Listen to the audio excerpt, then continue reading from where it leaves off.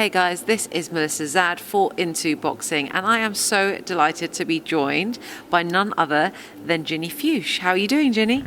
I'm doing good. All weighed in and ate a really good meal, so I have the itis a little bit, but I feel really good. Why don't you tell us what you ate after your weigh-in? So the first thing I always eat are these pancakes. So I work with perfecting athletes. They're the best in the business, but they always make me these chocolate chip pancakes that are so good. And then I'll take a little nap. And then I had my steak, mashed potatoes, and vegetables today. Nice steak dinner. Yeah. So I just finished that. It was so good. I mean, God, that is the meal of a champion right there, isn't it? I love it. As you say, you've all weighed in now.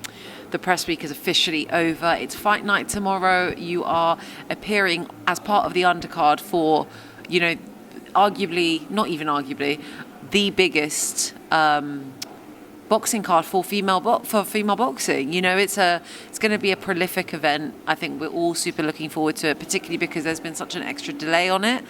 How are you feeling about being part of it? Honestly, I feel honored and to be a part of this big movement for women boxing is something so exciting for me personally and in my career. So I see myself as one of the pioneers for women. I started boxing even before they were putting women boxing in the Olympics. So I kind of started with that era of when it became an Olympic sport, and now I'm here in the pros, and it's starting to grow, and we're starting to. It's not the same, but we're getting there to the same equality as the men, and this card is proving that. And yeah, I'm just so excited. Do you know what? It's really interesting, actually, to hear your journey within boxing, and I would love to find out a little bit more, particularly for those that are maybe not as familiar with you over across the pond, our pond. Yeah. So obviously, you've mentioned that you started boxing before it became part of the Olympics. Mm-hmm. What kind of inspired you to want to box? Was it family influence, or was it someone you looked up to? So here's the story, okay? I've told this story many times. A lot of people don't know it, yeah. So I started really late. I started when I was in college. I went to LSU, which is Louisiana State University back in the States, and I was a walk-on the cross-country and track team. I was a big runner back in the day. So my freshman year, I didn't even make it to the track season. I ended up getting involved in a prank, or a bet that turned into a prank. And destruction of school property was involved, and I ended up getting arrested by the school police. So that whole incident got me kicked off of the track team / cross-country team. Okay. So the rest of that year, of freshman year that I finished out, I wasn't competing. I've been an athlete all my life. I've always done some kind of competition, some kind of sport. But during that time, I was just, enjoying the college life, you would say. I ended up meeting a professional boxer, and I ended up dating him through college. But that time, I was taking him to the gym and got to see him train, and I was really interested in it. And that's one sport, because I've done all sports. That's one thing I've never done, boxing. And I was like, I want to try this. I could be good at this. I know I could do this. So he took me to where he started as an amateur boxer. And I fell in love with it right away, and I picked it up. It was easy for me.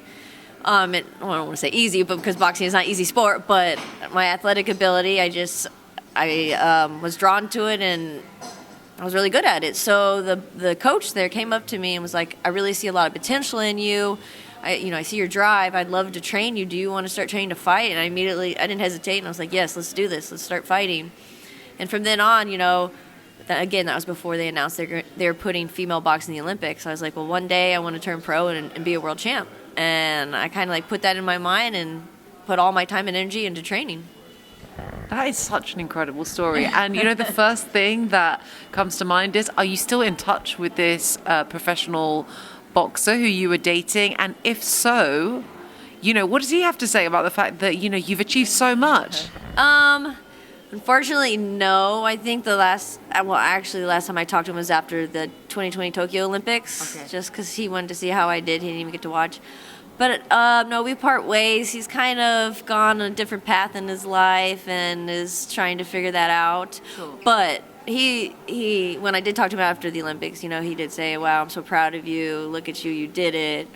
So he knew like Yeah. that I was going to do it, and I did. Yeah, I think that's incredible. You know, obviously, it was such an influence for you, and it's completely changed. It's shaped your whole life. You know, it's fantastic. Why don't you tell us a little bit about what you achieved in your time as an amateur? So for the 2016 Olympics, I don't think you guys have it in the UK, or y'all might have used to have it in the past, but we have an Olympic trials, and the Olympic trials gets you on the United States Olympic boxing team. But obviously you still have to qualify your weight class to get to the actual Olympics.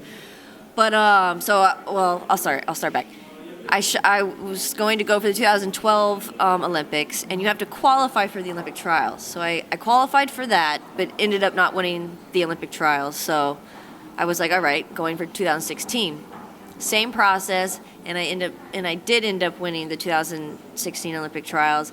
And that has to be one of my biggest achievements, because the girl I beat, who's a pro now, world champ, her name is Marlena Esparza, and we were rivals, and I think I lost to her like 5 times leading up to that, even though I think I won most of those fights, but her credentials and background, it was kind of hard to beat a champ like that at that time. So, but I ended up beating her twice at the Olympic trials, because it's a double elimination tournament.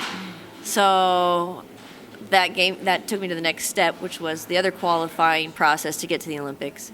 Unfortunately, I didn't qualify my weight class for my country, so I didn't get to actually compete in Rio, but I still was they still named me team captain of the team, so I still went there. So I went with Clarissa and Michaela, got to see Clarissa win her second gold medal and all that, Shakur win his silver, and Nico win the bronze. So I got to see all that, got to experience it, and I was thinking about turning pro after that. Well, that was my initial plan, because I thought I'd be an Olympian then. But I've always wanted to go to the Olympics since I was a little girl, and I just knew I couldn't pass the opportunity up since I was so close. So I decided to go for the 2021 Tokyo Olympics before I turned pro, and I did. And now I'm pro. Yeah. It's so interesting. You know, what is it that do you think that draws you to, or drew you, I should say, because you've completed it now, but what do you think drew you to that Olympic path? Why was it so important for you?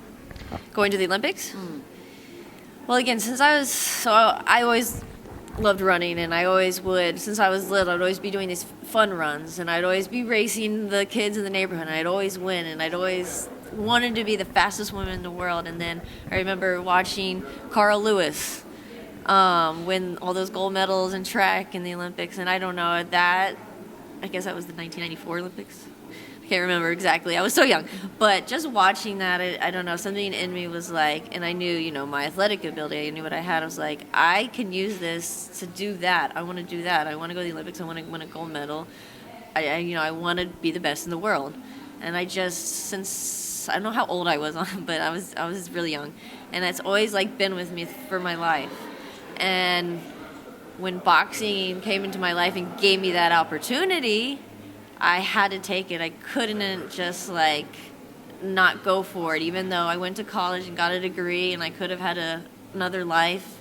I wouldn't want to say, maybe a little simpler, yes, but I'm glad that boxing came in my life and took me this route, because, I never would have, if you told me this, I guess I've been boxing 13 years. So if you told me 13 years I would be in this position, I wouldn't even thought of it. So yeah, I'm glad I did that. For me, it's so fascinating, because I think the Olympics is like just the pinnacle of, the pride of representing one's country, and also like the pinnacle of athleticism and sport, right? So it's like where those two things gel. And I just feel that, for professional boxers in particular who've done the Olympic route, they have such they have a bit more momentum behind their professional careers as they start it. Yeah. So it's really, really exciting. But also the fact that, you were there for Clarissa winning her second gold, and you were there to see Michaela Mayer. How does it feel now being part of the same card as these guys? And I've got asked this question before, and it feels like back in the old days when we were at tournaments together, and brewing together, eating together, training together. It's kind of bringing me back, and I love that because I miss those days. Those are like some of the best times of my life.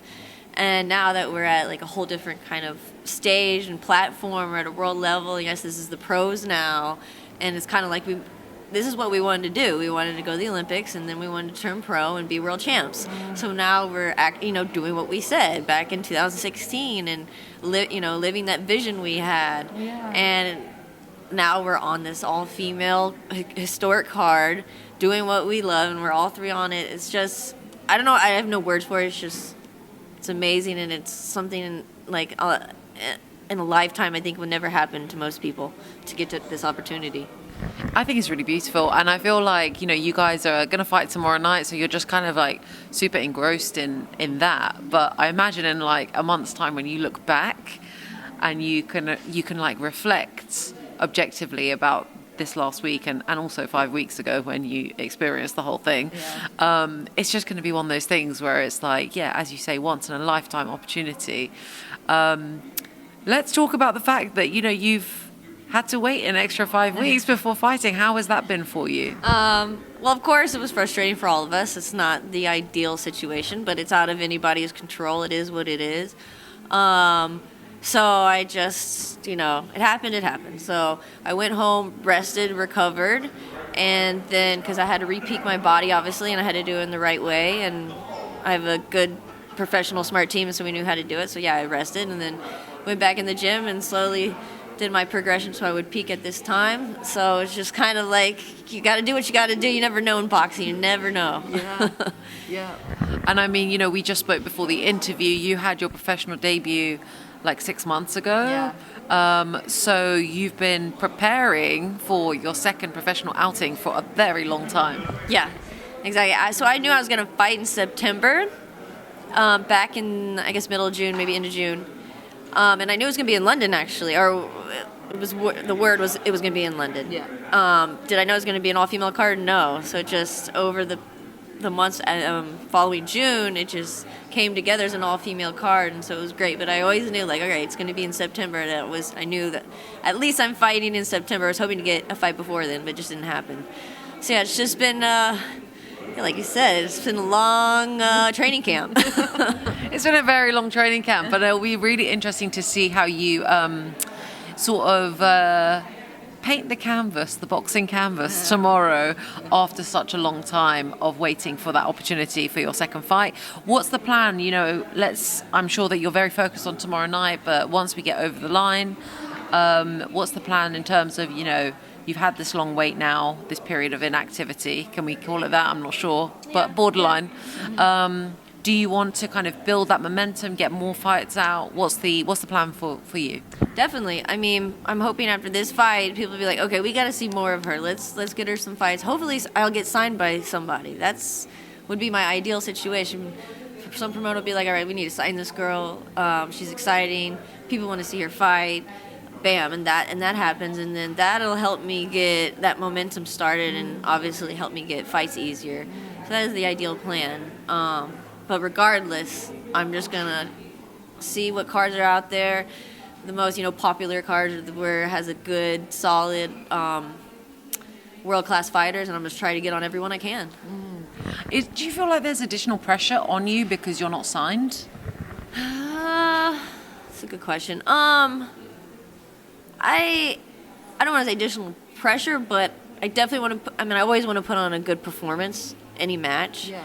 But I really want to show myself in all my skills and glory, in boxing. But yeah, I don't know if I would say there's additional pressure because I always want to fight the best in every match, regardless of what it is. I guess it's just a different experience, right? Yeah. Exactly. Like again, this is a card that's going to go down in history. So of course, I want everybody to remember this card. Remember that card when for Ginny Fuchs, because y'all know me as Ginny. When Ginny Fuchs fought, man, that was a hell of a fight. Yeah. Of course. So is there, in terms of, your weight division, is there people that, you've got your eye on, you're like, yeah, I'd love to share a ring with that person. I would love to take on that challenge.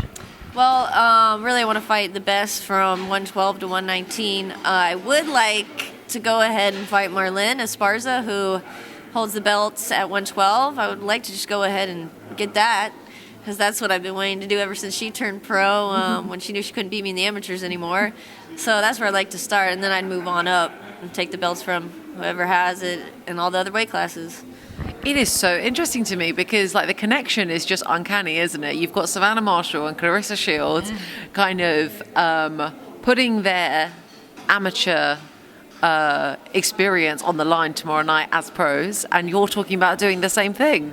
Oh yeah, definitely. Like for women, this new wave of women going to the pros, it's the women that dominated in the amateur. So it's carrying over into the pros, and whoever didn't get to fight or who lost in the amateurs and wanted to redeem themselves is now happening here in the pros. I absolutely love it. It makes for a great story. It makes for great investment for boxing fans as well. But, you know, outside of the boxing ring, you've achieved a lot. I heard on the sound waves this week that you've had an experience with Oprah, which, you know, is incredible. Why don't you tell us a little bit about that? Well, I've struggled with OCD since I was little, which is obsessive compulsive disorder. I was diagnosed in 8th grade with it. Okay. And I actually was inpatient for it when I was first diagnosed. Well, and I'm going to back up a little bit. So I actually struggled with anorexia. Okay. And the doctors discovered that the underlying cause that kind of caused me to spiral into anorexia was from my OCD. So, and I've dealt with it all my life. It was been very manageable through my high school years and my college years. But the past, 5 years is kind of taken a turn for the worst and has been way more debilitating in my life. And I ended up going back into inpatient treatment in 2019, right before the Olympic trials in Tokyo and everything, to help me kind of get a better hold on it so it wouldn't ruin my Olympic dream. And I started becoming open about it. And in fact, like when I was with Team USA and rooming with like Clarissa and Michaela and all them, they started to see my OCD and my rituals and my behaviors, and they're like, "What are you doing?" They didn't understand it, and so I kind of had to tell them about it and become more open to the team and everybody, because I was we were living, traveling, doing everything together. There's no way for me to hide it. And when I saw their reaction about, you know, I used to be ashamed of it. I used to try to hide it. I didn't want people to know that part about me, because I thought they would think I'm weird or just, you know, be like crazy, you know, that term people give with mental health. But when I kind of told them about it and was trying to explain what's going on in my head or why I do the behaviors I do, they were like, oh, like, yeah, I could tell they wanted to understand it more instead of just be like, you know, push me away or like, I don't want to be involved with that. They actually kind of like wanted to help.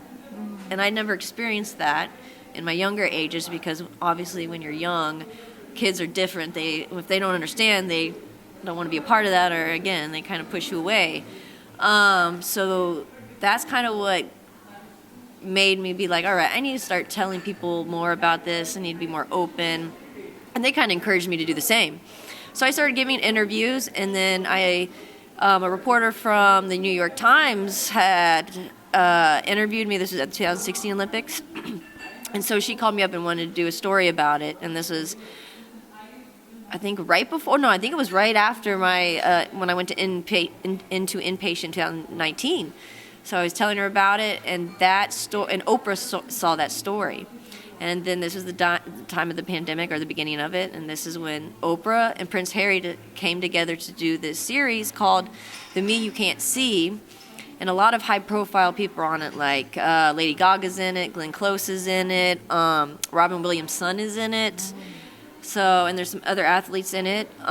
So they reached out to me and wanted me to be a part of it. And so I was like, wow, this is awesome. This is the platform where I can really help people all over the world struggling with whatever, any kind of mental illness, and show them that I struggle with this every day, and this is something I battle with, and that's so hard for me to deal with. But I'm still able to pick myself up, move forward, train, and be one of the best female boxers in the world and go to the Olympics.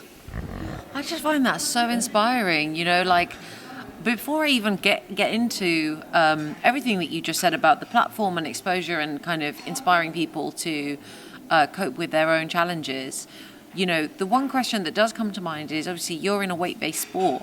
Yeah. So how do you navigate the landscape of having to deal with anorexia and OCD and being part of a weight-based sport? Does it not put additional stress on you? So I know it's funny how I struggle with anorexia and then now I'm in a weight-based, but I tell people that. So when at the beginning of high school,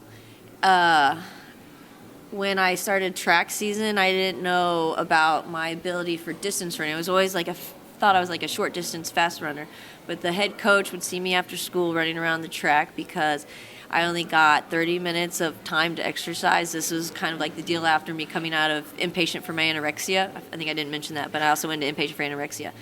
So that was kind of the deal. So I would utilize that by just running, to burn the most calories. So when I did get to come to track season that year, he goes, "You're going to be a distance runner." I was like, okay, I don't think I'm good at this. But I ended up breaking the school record for the mile and 2 mile my first track meet my freshman year in high school. And he knew about my struggle with my anorexia and everything. And he was like, "Look, you have talent. You could run in college. But if you don't take care of your body and fuel it the right way, you'll never improve." And kind of just got... I saw food in a different way. He made me see it in a different way of it being like good fuel, good for my body, and I wasn't scared of it anymore. And it was like I don't know, it was so easy. Like bam, click, like a switch went off in my head about the fear of food and gaining weight or body image issues, and then I wasn't afraid of food anymore. So where the OCD always was in me, or was always in my thoughts. I wasn't able to control the thoughts of my OCD, and so I struggle mostly with contamination fear. So that's what my OCD is more of a struggle with. But so and again, that kind of led to the anorexia. So that was like the main thing I was struggling with. Anorexia was kind of like a sub-base, I guess. Okay. So that's why I was able to get over that, I think, quickly. Partially because of my athletics too, my running ability that I found later on. But ever since that, I've never struggled with food, even though I guess 6 years later when I found boxing and I had to start cutting weight, those thoughts of then return a body image issues or calories, how many calories am I eating, those never return. Thank goodness. That is super interesting, but I guess it makes sense. It's about reframing, and the coach that you were with at the time obviously reframed food for you as like the fuel that you need to achieve your athletic goals, right? Sorry, I have to ask, what is contamination issue, OCD? Sorry, I'm not phrasing it correctly. So just pretty much like, how people use the term germ freak. Germ freak. I don't like to use that term, but so the general public can kind of understand that's kind of what it is. Like, I'll just kind of give you an example. If I think this phone is contaminated, I won't, and I actually have latex gloves here right now because that's what I went to go buy at the store because I use these all the time so I don't have to touch things. But say if this was contaminated or somebody's phone and it was contaminated and my eyes are dirty or there's bacteria germs, for some reason I would think that. And so I'm put on the table and this whole table gets contaminated. So it's like cross-contamination. So my brain is always looking to see if something's dirty. Like the floor is, if anything touches the floor, bam, it becomes dirty and I have to wash it. But if something touches the floor and it touches something else and that touches something else, it almost feels like the whole room is caving in on me of being contaminated, gross and infected, I guess. I don't feel like I'm going to get sick, but it's more of a disgusting, overwhelmed feeling, and the process of cleaning it is will take so much time and so much effort, and me going through that process, which is my rituals of cleaning, can take me hours, and I can go through so many latex gloves, I can go through so many Clorox wipes, soap, or whatever it is. So that's kind of what my form of OCD looks like. Wow, it's very different to anything I've ever heard before, and that brings me round to why it's so important to be able to talk on platforms, platforms that reach out to vast members of the public, such as the series that Oprah and Prince Harry did together.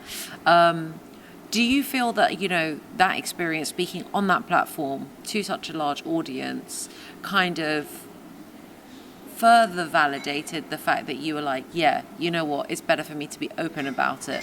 Oh, definitely. I still to this day will get people like DMing me or from not in America, from mostly from other countries, like way far away, and just like saying, "Oh my God, like thank you for being on the Oprah show and being so open. I struggle with this," or my sister struggles with it, my daughter struggles with this, or my friend. And it's not about them. It might be somebody else, and they're like, "You're so brave to do that, and you inspire me, and we don't feel alone." And I've gotten nothing but good feedback. No, and what I was obviously what I've been worried about since I was little, I was scared people would be like, weirdo, like, Reject why do you. yeah, judge me, or I don't know, say something that nobody wants to hear about themselves, pretty much. But no, it's been good feedback. People that like they say they think I'm brave for it, and I'm like, brave, and then You say that, but like I do think it is a bravery because most of us struggle with something, and I think that a lot of people just like they don't want to talk about it because it makes them feel vulnerable and exposed. So it is a bravery, in my opinion, to be able to go out and be like, you know what, this is what I'm dealing with, and you know how it is with like social media or just media in general. The more you let people know about yourself, the more you expose yourself to potentially negativity, right? Exactly. So it is very brave. Exactly. You said it. It's being vulnerable. It's very hard for people to show their vulnerability, right? Anybody, because people might think if it's a weakness, or people might say or look at you and they don't want you to look at, or other people to look at you that way. But like you said, everybody struggles with something, even if it's like not mental health, something, and it's okay. Like, it's not a big deal. We're human, right? And the other thing is, when I became open, I became more free. Like, I like this weight was lifted off me because I didn't have to hide that part of myself. I didn't feel that shame or different. I don't feel different anymore, even though, I'm different than the normal person because of my rituals, but I don't feel that way anymore. And that's the most important thing. It's about your experience of life, right? So the fact that you don't feel different and you feel that weight's been lifted, like, that's a very, very positive thing.